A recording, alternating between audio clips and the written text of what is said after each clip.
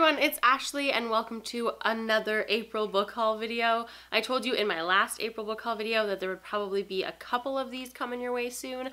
I think there's going to actually be a third one, so there will be 3 April book haul videos. Once they're all posted, I will leave them all linked down below. For now, the YA book haul from April is posted. I will leave it linked down below. And this, as you can see from the title, is going to be my fiction / literary fiction haul. The third haul is just like a mishmash of lots of things, so there will be no theme to that one. But I worked with a theme for the first 2. I feel like that counts as a win. The first book was recommended to me by a friend of mine who works at a bookstore, and that is Lincoln in the Bardo by George Saunders. It follows Lincoln's son who passes away and he gets buried in a graveyard, and basically the ghosts of all of these adults who live in that graveyard are trying to get the ghost of this young kid to move on and not live in the graveyard anymore because he's too young to be in that graveyard forever as a ghost.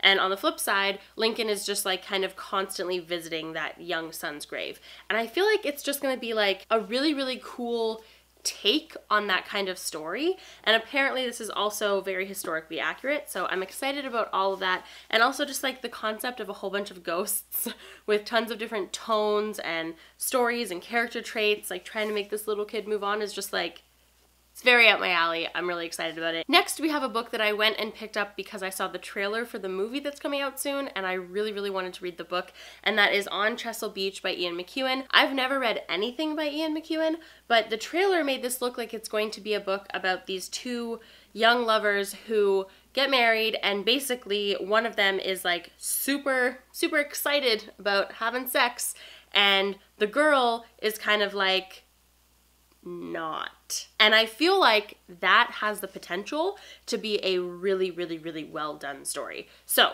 I'm really excited about this, and I hope it lives up to my expectations. Next, we have Atonement by Ian McEwan. So when I went to the bookstore to pick up On Chesil Beach, I actually went there for On Chesil Beach, I realized that I've always wanted to read Atonement, and I've just never gotten around to picking it up. And I've never seen the movie either, so I don't know anything about the plot, really. I know it follows 3 characters. One of them is a younger girl, 2 of them are older and I think are in love, maybe, potentially, and it just follows what happens when there is a giant secret and there's a person who knows that giant secret. And again, I actually don't know what the plot is for sure, and I haven't read the back, and I don't want to watch the trailer for the movie again. I just want to go into it knowing not too much about it and knowing that a lot of my friends have read it and really, really liked it. So hopefully that plot synopsis was accurate.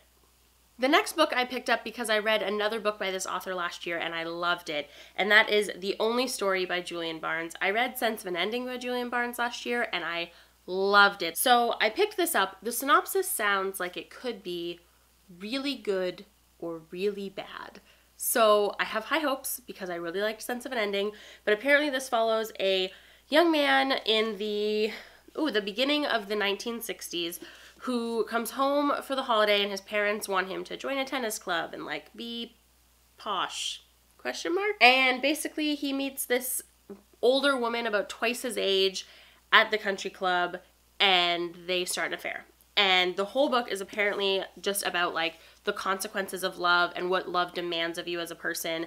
And that as a concept is something I really, really like, but the idea of a 19-year-old boy falling in love with a woman twice his age has the potential to be horrible, but could also be well done. So we'll see what happens. I have high hopes. I really, really like Julian Barnes' writing style, so we'll see what happens. Speaking of the 1960s, the next book I got actually takes place at the end of the 1960s, and that is The Girls by Emma Cline. This book was all over BookTube and Bookstagram and book bloggers for the longest time when it first released, and I never jumped on the bandwagon, and now I am jumping on the bandwagon. I'm really, really excited to pick this up. I know it follows a young girl who kind of becomes obsessed with this group of girls who are charming and free, and she wants to be like them, and I think she kind of falls for one of the oldest ones, and through that she kind of falls into this cult that those girls are a part of, and it stems from there. I'm really, really excited about this. I've heard the writing is amazing. I've heard the characters are great. I've heard the story is wonderful. So I'm super, super excited about this. And last but not least, we have a brand new book, and I'm not gonna lie, it was definitely originally a cover by, and that is The Italian Teacher by Tom Rochman. Can we talk about this cover for just a moment? Come on. You might recognize this author. He is the author of The Imperfectionists. I've never read The Imperfectionists either, but I know that it was a really popular book back when it first came out. This book follows a young boy whose father was a very, very famous painter, and this young boy has always just wanted to impress his father and live up to his father's legacy. So he tries to be a painter and he fails at it, so then he tries to write his father's biography and fails at it, and then he becomes disillusioned and becomes an Italian teacher. The beginning of the book, his father passes away, and then he tries to take that as a reason to like live up to the legacy he's always tried to live up to.